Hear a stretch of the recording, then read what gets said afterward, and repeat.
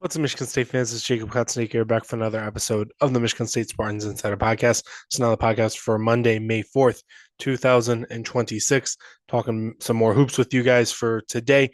Again, talk more about the incoming freshman class for next season because the four-person high school class has the chance to really be the best one that has come through East Lansing in some time. Because recently, I think ESPN might have announced they updated their rankings. ESPN did. Their ESPN, I think it was like the next 100, top 100 recruits in the country. Michigan State has four players in the top 100 of the rankings right now. Their top ranked commit is Josiah Jervis, coming out of Archbishop Stepanak, just outside New York City. He's at 25th overall in the country, and I can't remember the exact ones now that I'm talking right now for Medlock and Ethan Taylor, but Julius Event is at the bottom of the class at 90th. When your worst recruit is 90th in the country and you have four guys, you're doing something correct. So this is the best MSU has been positioned, I think, to go push for another Final Four, for another Big Ten title, for another national championship if you're really feeling good about it in some time. Because this coming season, there should be roles for at least three of these four freshmen. Uh, will will how much Julius Event might play is kind of up in the air because again, lowest rated recruit, freshman. It's already a pretty deep roster, even if he wasn't on it. If there's a guy who's going to redshirt, it's going to be him. But again, Carlos Medlock, he's going to be the backup point guard. Almost certainly, because again, Divine Ugochukwu entered the portal.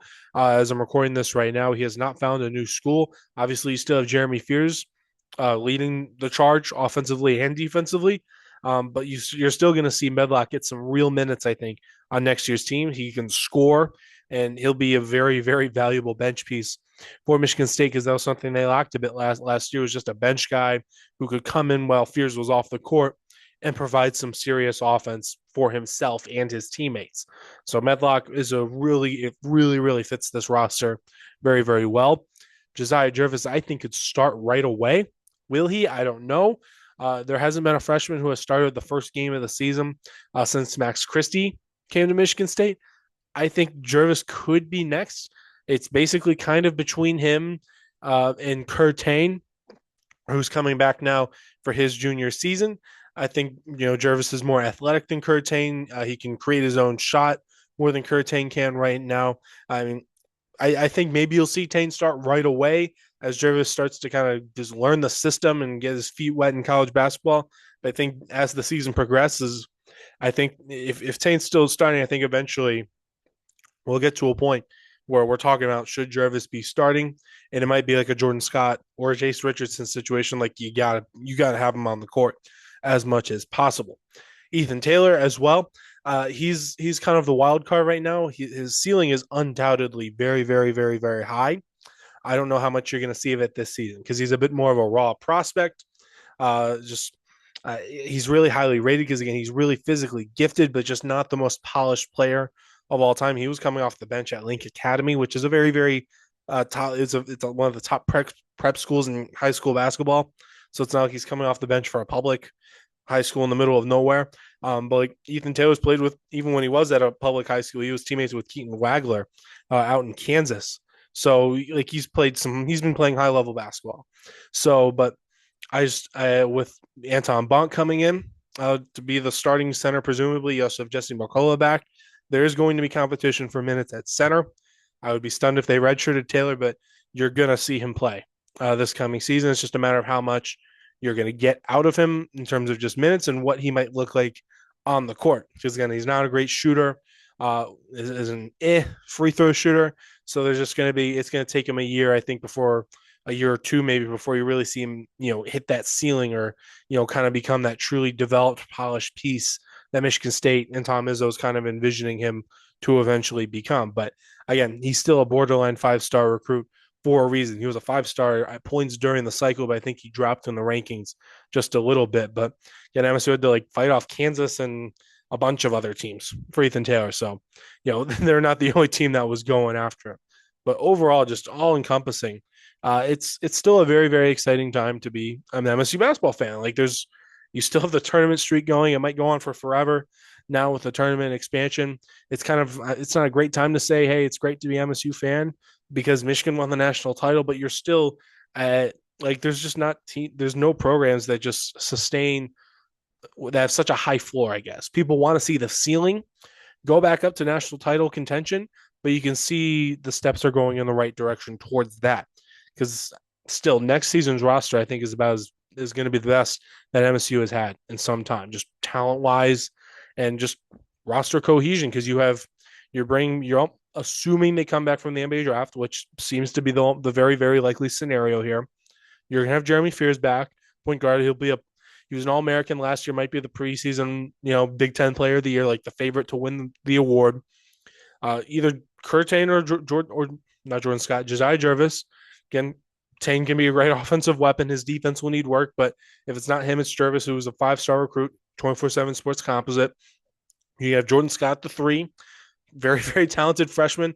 I think really could be the best NBA prospect on this team next season. That's one more. That's a bit more of one of my hot takes, I guess. But just his length and switchability and his 3-point shooting makes him a very very ideal NBA candidate or a potential draft pick in the future. Maybe it won't be next season, but eventually, if Jordan Scott played 4 years at Michigan State, I would be slightly surprised. That's what I'm saying. Colin Carr obviously has the highest ceiling of anyone on the team. If he can get a 3-point shot that's mid 30s, he'll be a lottery pick.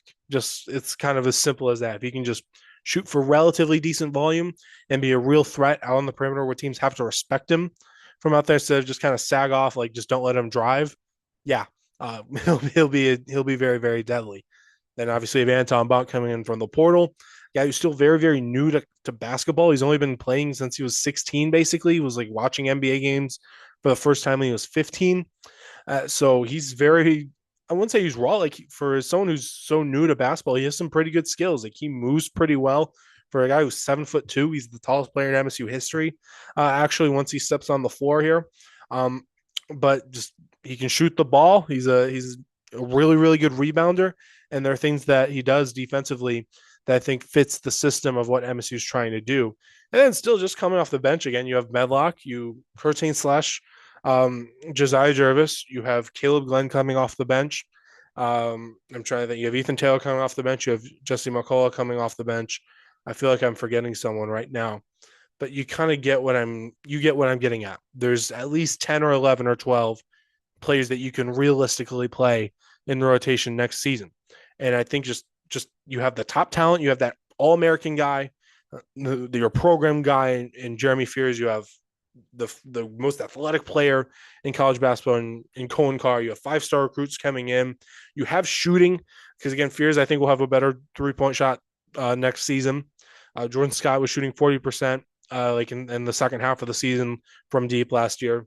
See what Colin Carr does, but Curtains was shooting 38% from deep last season.